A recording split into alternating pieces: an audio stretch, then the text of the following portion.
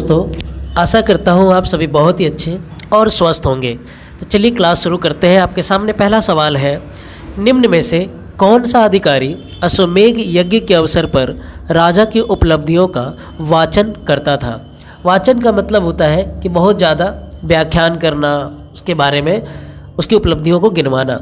Options आपके सामने है, पुरोहित, सेनानी, सारथी या इनमें से कोई नहीं। पॉज करके आपको खुद आंसर करना है पहले।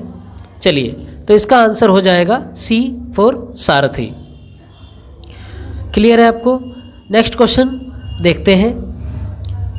चित्रित धूसर बर्तन का संबंध किस काल से, किस समय से है?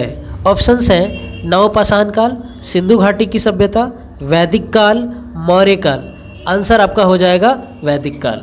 आशा करता हूँ आप समझ पा रहे हैं। ये सारे प्रीवियस ईयर के क्वेश्चंस हैं और मोस्ट इम्पोर्टेंट है। अगर आप इतना कर लेते हैं तो आपका सीटेट का एसएसटी का पेपर में कम से कम कुछ नहीं तो 45 प्लस मार्क्स जरूर आ जाएंगे। निम्न में से किन जानवरों से आरंभिक कृषक और पशुपालकों का परिचय रहा होगा? तो ऑप्शन है आपके सामने, कुत्ता, भेड़ और शुतुरमुर्ग।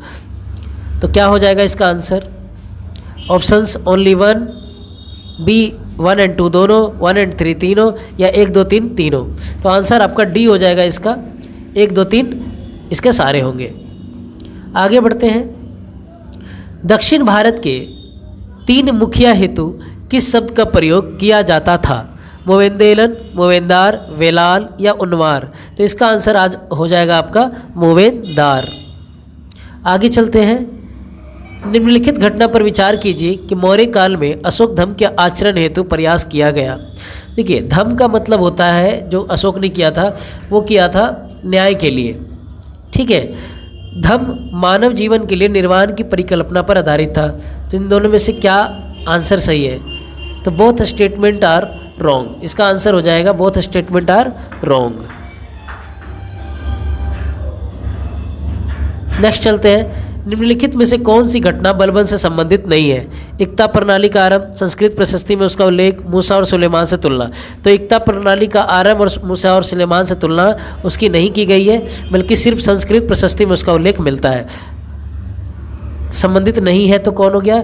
1 या और 2, तीसरा नहीं है तो 1 और 3। इसमें ऑप्शन नहीं है, माफ़ कीजिएगा, ये आंसर नहीं है इसका, ये नहीं होगा और ये नहीं होगा, ये इसका राइट आंसर है। तो ओनली 2। नेक्स्ट चलते हैं। किस राजवंश के अभिलेखों में 400 से अधिक कर सूचक शब्द मिलते हैं? मौर्य वंश, गुप्त वंश, चोल वंश, मराठा वंश। तो इसका आंसर हो जाएगा आपका 400 से अधिक कर सूचक शब्द मिलते हैं, ये मिलते हैं आपको चोल वंश के अंदर। त्रिपक्षीय संघर्ष में कौन सा वंश शामिल नहीं था? चालुक्य, प्रतिहार, राष्ट्रकूट और या पाल। तो इसमें चालुक्य वंश शामिल नहीं था, बाकी ये तीनों ही शामिल थे। न्याय चक्र की अवधारणा किस इतिहासकार द्वारा दी गई थी? अमीर खुसरो, जियाउद्दीन बर्नी, मिनहाजो सिराज या फक्र मुदब्बिर। आंसर होगा आपका फक्र मुदब्बिर। निम्नलिखित में से किस इतिहासकार द्वारा भारतीय बांस की प्रशंसा की है? अमीर खुसरो, इब्न बतूता, मिनहाजो से सिराज, फक्र मुदब्बिर। आंसर है आपका इब्न बतूता, मोरक्को का यात्री था ये। निम्नलिखित घटनाओं को क्रम से लगाइए। एलिजाबेथ चार्टर की घोषणा करी इन्होंने, कैलिको एक्ट और वास्को डी गामा द्वारा भारत की खोज। ये जिसको फैक्ट पता है वही आंसर कर पाएगा। तो 1498 में वास्को डी गामा भारत आया, मतलब ऐसा खोजा भारत को इसने। ऐसा नहीं था कि भारत कहीं गुम हो गया था, लेकिन समुद्री रास्ते की खोज इसने करी जिससे भारत पहुंचा जा सके 1498 में। कैलिको एक्ट का डेट है आपका लगभग 1720 में लागू किया गया था, और एलिजाबेथ चार्टर की घोषणा 1600 ईस्वी में की गई थी, ईस्ट इंडिया कंपनी। तो आप डेट खुद देख लीजिए, 3 1 2 सबसे पहले क्या है क्रम के अनुसार, तो 3 1 2 पहला आंसर इसका हो जाएगा। आगे चलते हैं। निम्नलिखित कथन पर विचार कीजिए।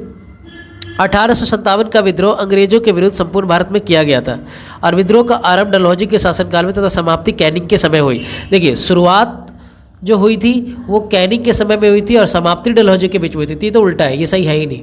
1897 अंग्रेजों के विरुद्ध संपूर्ण भारत में किया गया था, नहीं, पूरे भारत में नहीं किया गया था, बल्कि कुछ ही इलाकों में किया गया था। तो दोनों ही स्टेटमेंट रॉन्ग है, तो बोथ स्टेटमेंट आर रॉन्ग, आपका ये डी आंसर हो जाएगा। आगे चलते हैं। सालबाई की संधि निम्नलिखित में से किस घटना के पश्चात हुई? पानीपत का तृतीय युद्ध, प्लासी का युद्ध, प्रथम अंग्रेज मराठा युद्ध, प्रथम अंग्रेज मैसूर युद्ध। आंसर हो जाएगा आपका प्रथम अंग्रेज मराठा युद्ध, सालबाई की संधि हुई थी इसी के दौरान। तो क्वेश्चन आपके समाप्त हो गए।